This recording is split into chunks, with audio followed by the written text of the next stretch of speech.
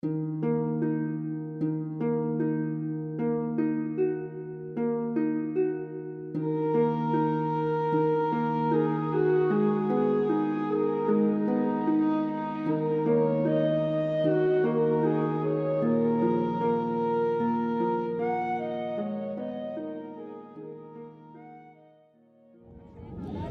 need for feeding Kenya is clear. Behind me is the small village of Napeleny. These are the villagers, and earlier we could hear them doing calls to each other. You could hear them whistle to call to each other to come get food. Hata sasa unasikia watu wanaitana huko. Wanatafuta watu wanaambia kujeni kuna chakula. And we'll be trying to communicate to Kenyans and the world that there is a community that is really marginalized. We need to address the water problem in the region, like how to harvest water in this region.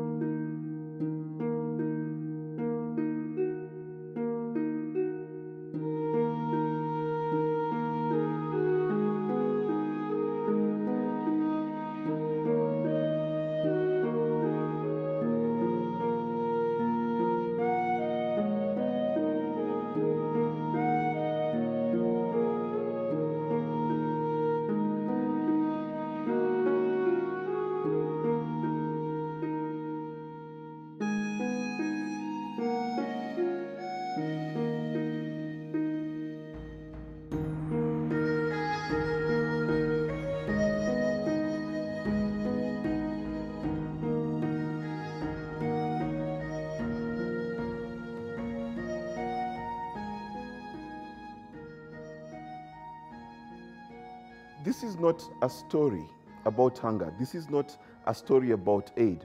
This is a story about how we made some friends in a village called Napeleny, all the way in Baringo County.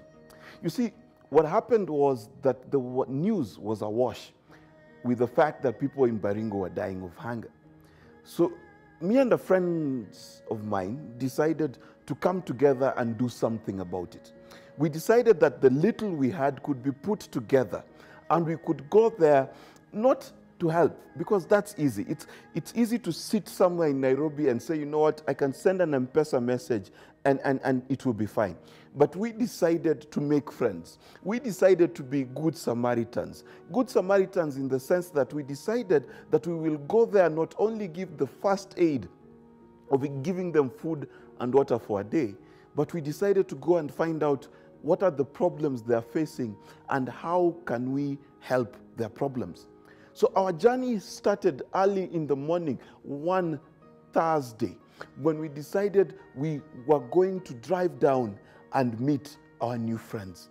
Now, among us were very many different people from different walks of life. They were students, there were people who got offs to get off of work to do what they were doing. There were members of NGOs, and then there were mothers, there were fathers. We were just Kenyans coming together, Christians coming together. Our journey, as you can see, was dotted with a lot of fun and a lot of love. The amount of laughter in the bus was palpable. People were singing, people were joyous. We were excited. Why? Because we'd come together, joined by unity of purpose and for the love of fellow humanity. We discussed throughout the journey what we imagined the place would be like. We wondered how it would be like to drive into a place that doesn't have electricity, or where would we charge our phones. But the spirit in the bus was energetic. The love, how we connected to each other, as you can see, was amazing. In fact, some of us got to sing some songs.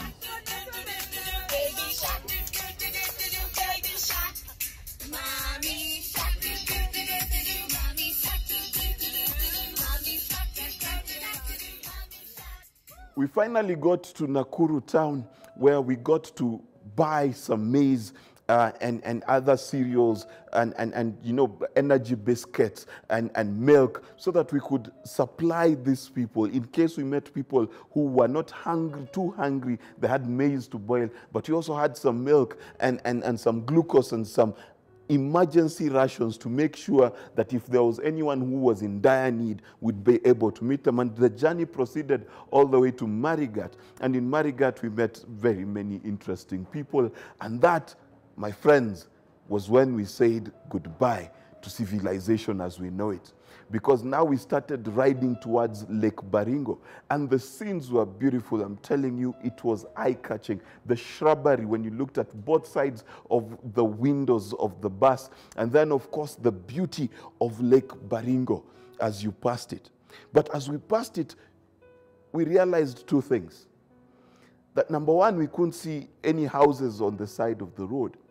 But even more interesting is if you look at the pictures of Lake Baringo, there was not a single fishing boat on that lake. Now, Lake Baringo is a freshwater lake. It means that it has fish in it. So we wondered, one, there's a lake here that can provide water, and two, there's fish in that lake that can provide food. And we wondered why no one was fishing. And we could tell as we were riding along, we could see little children carrying bottles of muddy water. And the water was muddy because we could see that the water pans that had been dug had become full of silt, and therefore were muddy. So we rode on this dusty road for what seemed like forever. When you looked at Google, it said we'd be there in 6 hours, yet here we were 6.5 hours later, still on a dirt road. No traffic at all, crossing no cars. We were the only two vehicles, a lorry full of maize and a bus full of volunteers. And we journeyed on, kilometer after kilometer, till we finally got to Tangle Bay at about 6 in the evening.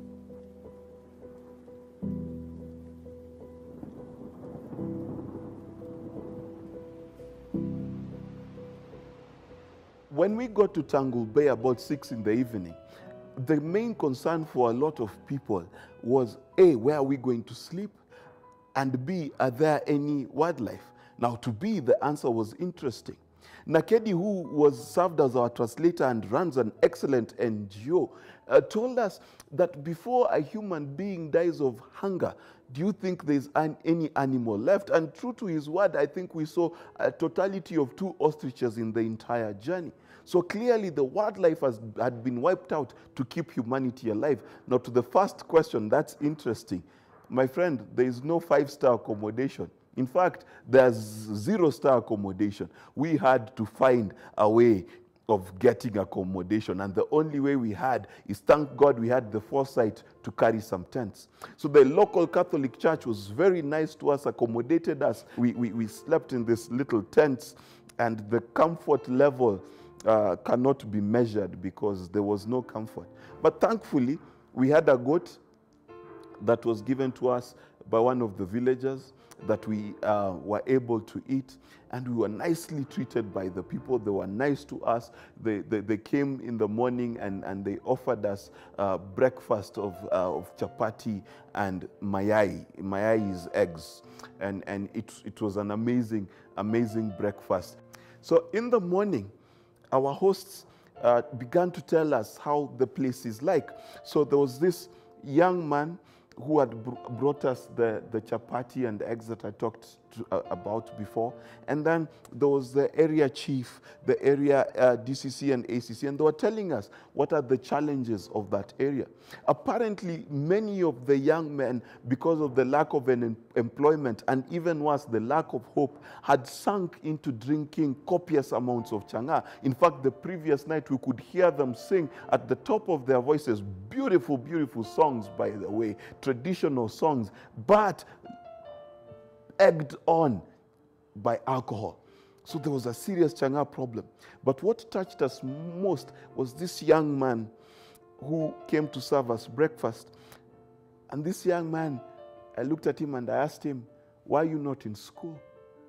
And his answer broke my heart.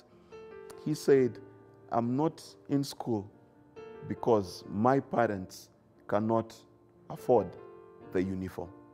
They can't afford it. 600 shillings, whatever it is, they couldn't afford it. So that moment, what we decided to do is we got shoes out and we got whatever it is we could get, and we gave him unga. And we gave him as much as we could so that he could take it to his mother. His only concern was how much he could carry to his mother. And even after we'd given him bales of unga, and we'd given him water, and we'd given him milk, and we'd given him meat, he said, "Do you have plastic bottles?" And he started collecting these empty water bottles, one after the other, went through the bus, went person to person, collecting these bottles of water, just so he could go sell them so that his family could eat. At the age of 8, young Kipto is a breadwinner. He has no concern for school anymore, because how can he go to school when his siblings, because he's the firstborn, can't survive? That was our first taste of the pain that lay ahead. We got into the bus heavy-hearted, everyone considering what we had seen. We decided that when we go back, we'd go back with uniform for young Kipto, but our hearts had been touched and our minds had been changed.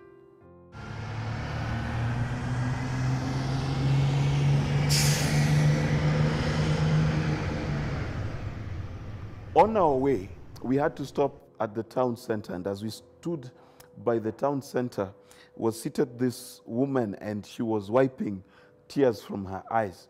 We approached her and we asked her what was wrong. And her story was another heartbreaking story.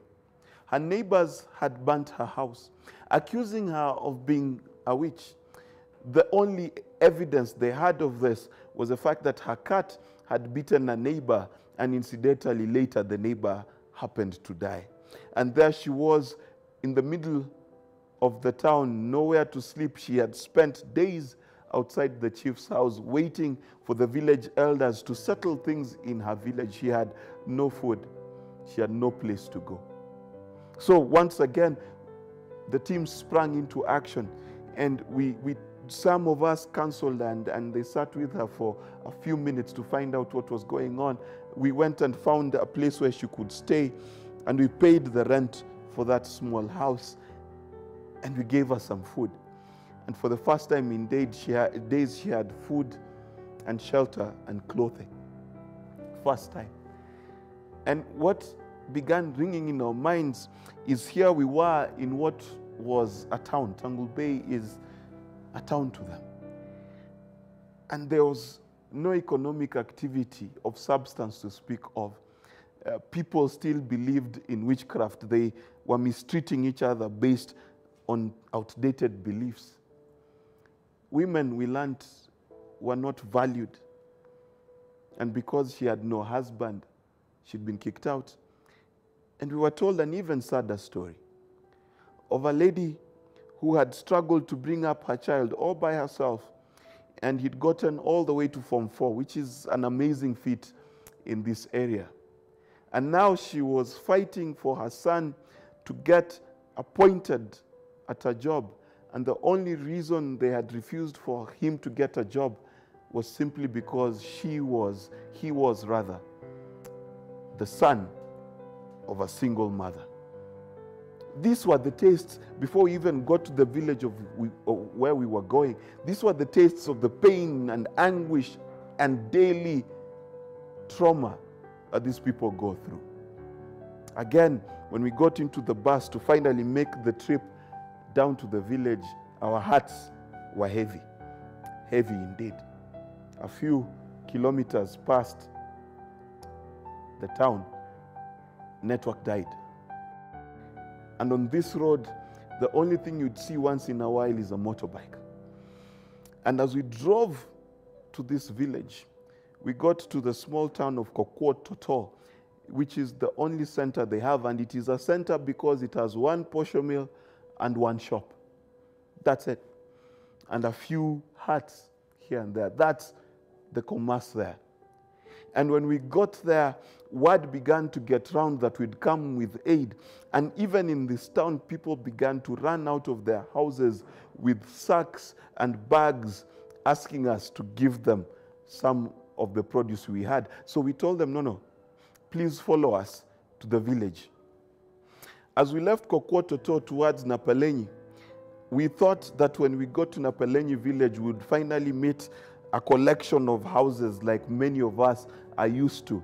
But what happened is the lorry got to the end of the road, literally the end of the road, and put the bags of maize down. And we asked our guides, where is the village? And they told us this is the village, and it just looked like an open field. And as we were offloading the maize, we could hear people calling through the hills, because it's a very hilly area. And you could hear whistles that sounded almost like shouts, sounds I've never heard before. And the chief told us that that's how they called to each other to gather at a particular point.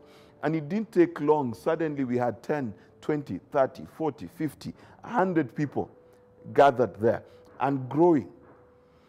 And since we'd not just come to distribute food and go, we had come to make friends with these people. So we decided to have a chat. And how you have chats there is you go down to this dried riverbed, and then the men sit separate from the women, and then you sit there and you have conversation. And we began to have these conversations. And what they had to say is interesting. I will let you hear it from them. When we were informed that you are coming, we said we are coming here to host you because when visitors are coming, it is our responsibility to host them. America lo turo nya wo ngaman nya me wansonye yine me wansonye mo la kala pala pala takare ku wanso minye nyokle dumle atamba saidi ya miezi 3. Na tuko hapa siku ya leo peke yake, tutakuja zaidi na zaidi kwa sababu sataki kuleta mahindi peke yake. Tunataka sisi muwe marafiki wetu. Tufanye kazi kwenye tumasimama hapa kukuwe na maji mwaka ujao. And we are seeing that God is opening a way for us as Pokot. Media and people say Pokot are bad, but Pokot people are not bad. You can see for yourselves. We love all Kenyans.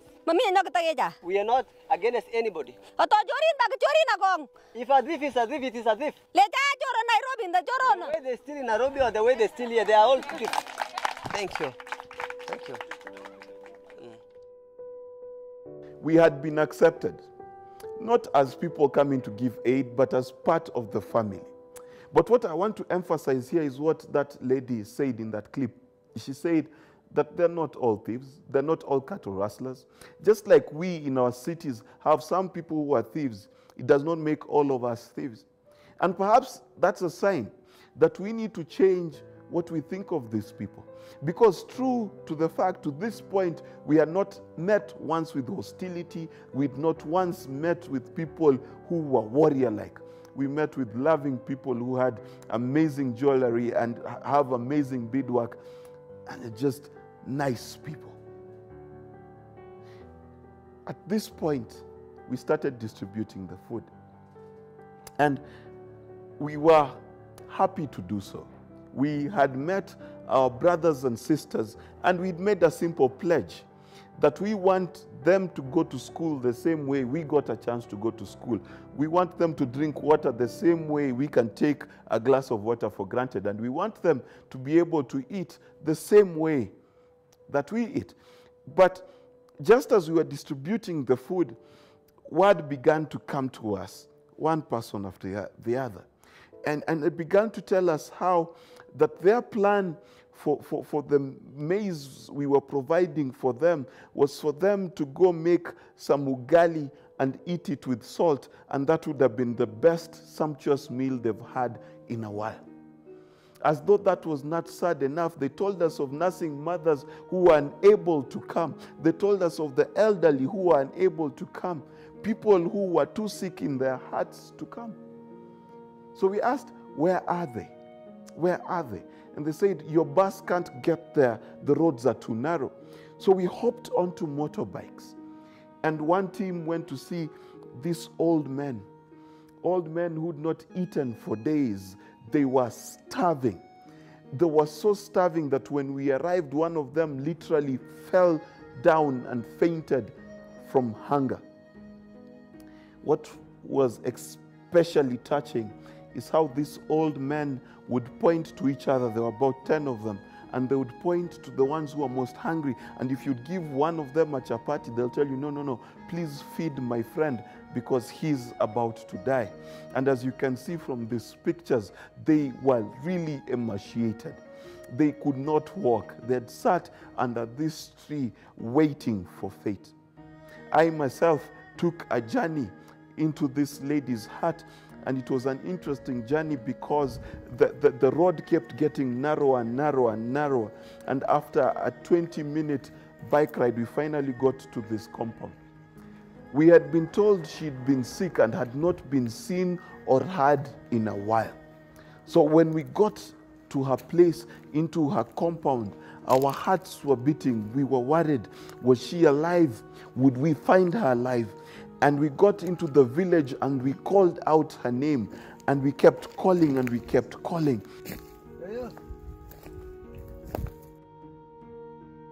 And she did not answer. We finally got to this hut, a small, tiny hut, and we kept calling, and I was the last on the line, and my heart was beating, wondering, was she alive? Would we find her alive? So my friends who got in before me, and they started touching her to see if she would move. And I was at the door trying to figure out how my frame would fit into this tiny space. And I was trying to twist myself in, and I could see her finally being lifted to a sitting position.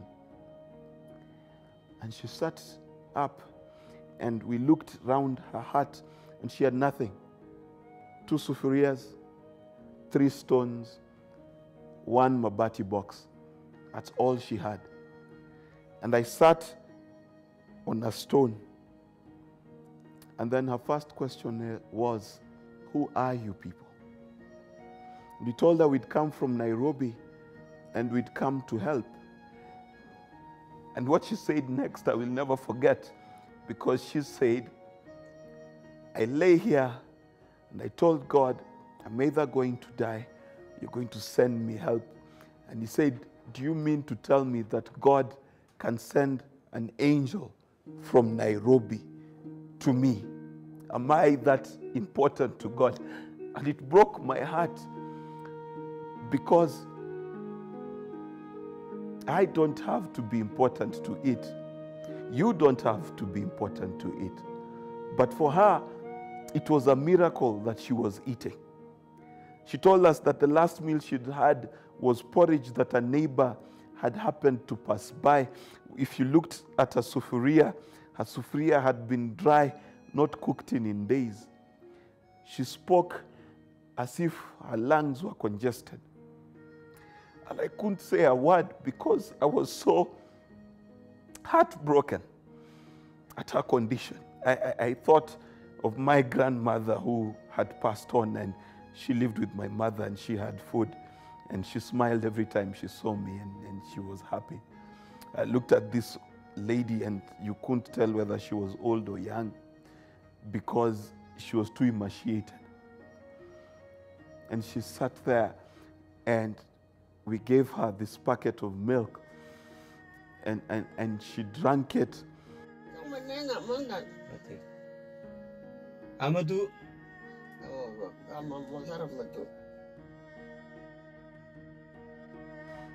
And you could see the light come back in her eyes, and you could see her come back alive. And for the first time, I came face to face with what we have done as a people, that we've ignored each other, that we've let our love grow cold, that we've forgotten in our own problems, in our own Nairobi, Nakuru, Eldoret problems, we've forgotten that some people have it worse. And so she drank her milk,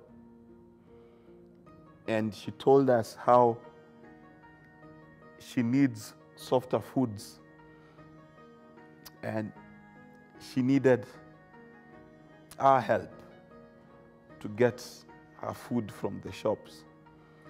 And she had no one to send, because what happens here is survival for the fittest. So her children had moved out. She had no way of telling them that she was sick.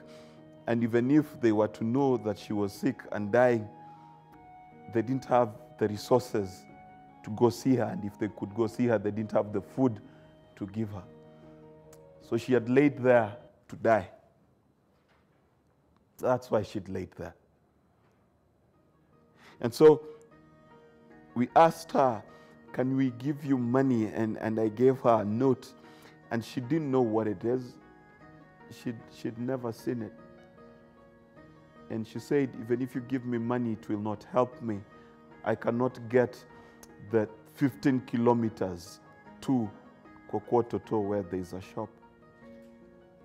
And so we sat there, and she told us how her chest had gotten infected, how she'd lost her goats, how she'd lost everything because she had no ability to defend herself.